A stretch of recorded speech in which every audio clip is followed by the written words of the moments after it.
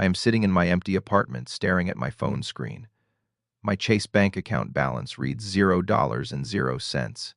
10 years of grinding, $2.9 million, gone in a single afternoon. But here is the twist nobody saw coming, not even my parents who took it. They thought they were stealing my life savings.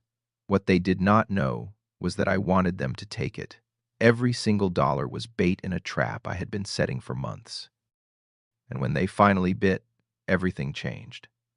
Before I tell you how I turned my parents' greed into their biggest mistake, let me ask, where are you watching this from? Drop your city or country in the comments below. If you have ever felt invisible in your own family, hit that like button right now. And subscribe because this story gets wild and you are going to want to see how it ends.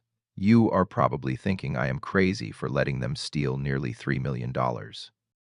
Trust me, I thought the same thing 6 months ago when I started planning this. But sometimes the only way to free yourself from people who see you as a wallet is to show them exactly what they are. Let me take you back to where this all started, the moment I realized my family never actually saw me at all. I grew up in Portland, Oregon, in a house that looked perfect from the outside. Middle-class neighborhood, 2-car garage, white picket fence. But inside, there was always this divide I could never quite understand when I was younger. My name is Pierce, and from the time I was 12 years old, I learned that if I wanted something, I had to earn it myself. Paper routes before school, mowing lawns on weekends, washing cars for neighbors who paid $5 a pop. My parents, Harold and Diane, never offered to help. They said it would build character. I believed them. Then there was Madison, my younger sister. 5 years younger, to be exact. Madison never delivered a single newspaper, never pushed a single lawnmower, but somehow she always had everything. When she turned 16, my parents bought her a brand new car, a silver Honda Civic with a bow on top. When I turned 16, I got a $50 bill and a card that said congratulations on becoming a man. I used that $50 to buy work boots so I could get a job at a warehouse. College was the same story. I worked 3 part-time jobs and lived off ramen noodles and peanut butter sandwiches to pay my tuition at Portland State. I applied for every scholarship I could find, stayed up until 3 in the morning studying, and graduated with a degree in computer science without a single dollar of help from my parents. Madison. She went to a private liberal arts college in California. Full tuition, paid, spending money every month. A semester abroad in Paris that cost more than my entire 4 years of school. When I asked my parents why the difference, my dad said Madison needs more support. You have always been independent. Independent. That was the word they used to make neglect sound like a compliment. After graduation in 2015, I moved to Seattle and got a job as a software engineer at a startup. The pay was not great at first, maybe $60,000 a year, but I lived like I was still in college. I rented a tiny studio apartment with a window that looked out onto a brick wall. I cooked all my meals at home: rice, beans, chicken breasts bought in bulk. I walked everywhere instead of paying for Uber. I bought my clothes at thrift stores. Every single dollar I did not need to survive went straight into savings and investments. I taught myself about the stock market. I read books about compound interest. I put 70% of every paycheck into index funds and tech stocks. I watched my friends buy new cars and take vacations to Mexico while I ate instant noodles 3 times a week and wore the same pair of jeans until they had holes in them. People at work thought I was cheap. I did not care. I had a plan. By 2020, I had saved enough to make a jump. I got a job offer from a big tech company, one of the ones everyone has heard of. The salary was $180,000 a year. I took it, and I kept living the exact same way. Tiny apartment, no car, homemade meals. I just kept stacking money month after month, year after year. My investments started paying off. Tech stocks exploded. I bought a small rental property that doubled in value. By the start of 2025, my net worth hit $2.9 million. $2.9 million at 32 years old, all from working my tail off and living like a monk. Meanwhile, Madison graduated with a degree in art history and could not find a stable job. She tried being an influencer for a while, posting pictures of brunches and sunsets to her 3,000 followers. When that did not work, she moved back in with my parents. She would call them every week asking for money. Rent, a new laptop, money to invest in some art project that always fell apart. And my parents, they gave her everything. $15,000 to open an art studio that closed after 4 months. $10,000 for a business opportunity that turned out to be a multi-level marketing scheme. They never said no to her.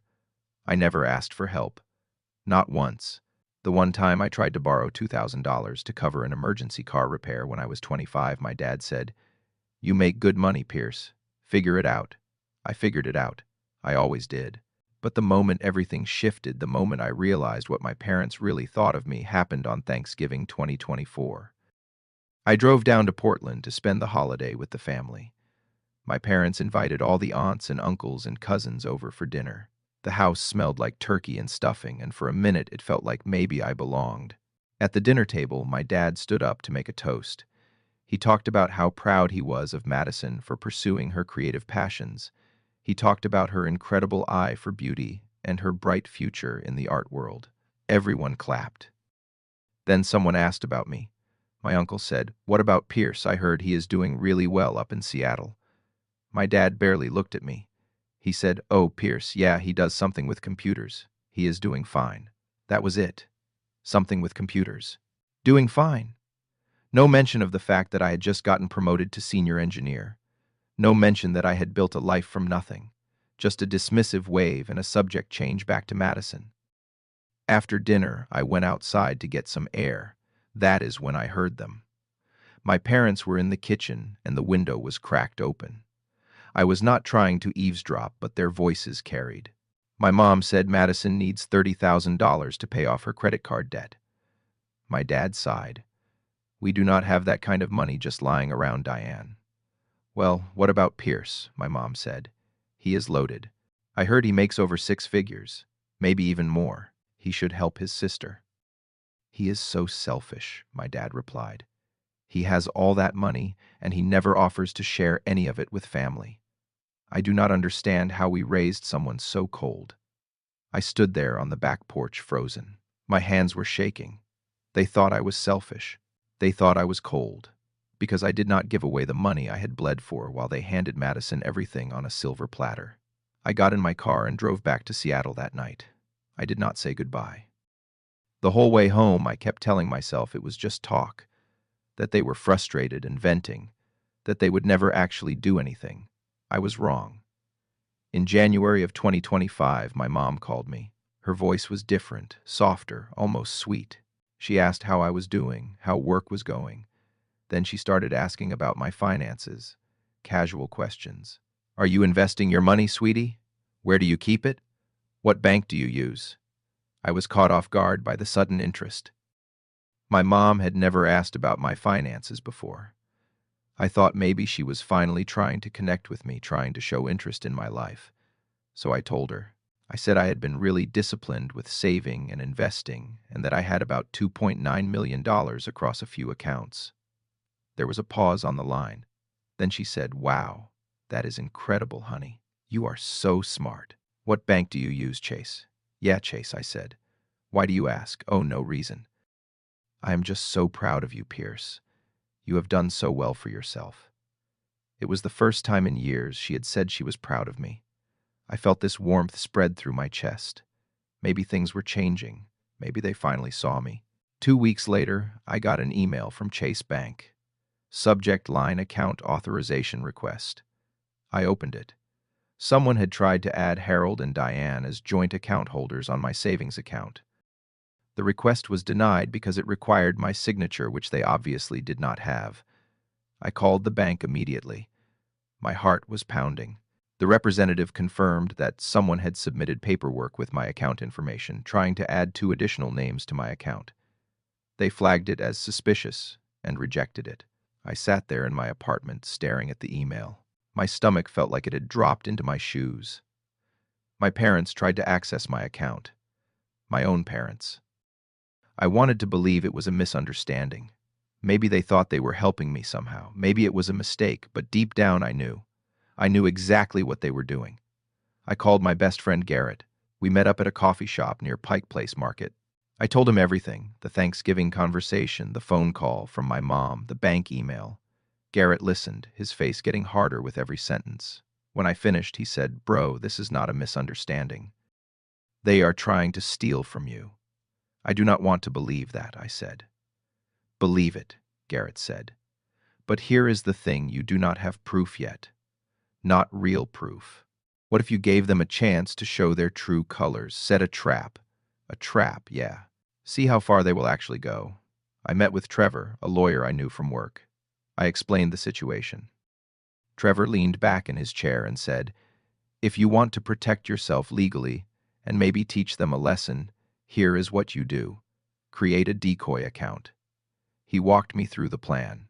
I would move my real money, $2.85 million, into offshore accounts and a private trust fund that only I controlled. Then I would leave $50,000 in my Chase account but make it look like the full $2.9 million was still there. If my parents tried to take the money, they would only get the $50,000, and I would have documented proof of fraud. It took 2 weeks to set everything up. I worked with Trevor and a financial advisor to move the money quietly. I set up monitoring on the Chase account so I would get notifications the second anyone tried to access it. Then I did something calculated. I went home to visit my parents and accidentally left a bank statement on the kitchen counter.